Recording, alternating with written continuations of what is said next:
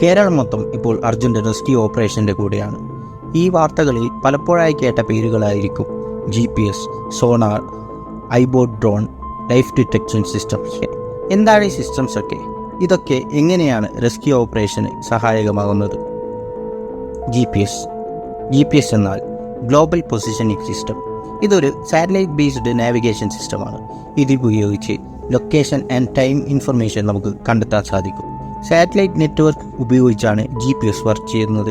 സാറ്റലൈറ്റുകളിൽ നിന്നും തുടർച്ചയായി വരുന്ന സിഗ്നലുകൾ ഭൂമിയിൽ തട്ടി തിരിച്ചു പോകുമ്പോൾ അതെടുക്കുന്ന സമയവും സ്ഥലവും അനുസരിച്ച് കൃത്യമായ സ്ഥലം കണ്ടെത്താൻ സാധിക്കുന്നു. GPS സിഗ്നൽസ് സ്മാർട്ട് ഫോണുകൾ, കാറുകൾ, സ്പെഷ്യലൈസ്ഡ് GPS ഡിവൈസ് ഒക്കെ യൂസ് ചെയ്ത് റിസീവ് ചെയ്യാവുന്നതാണ്.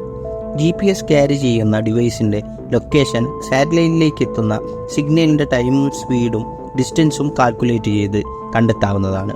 GPS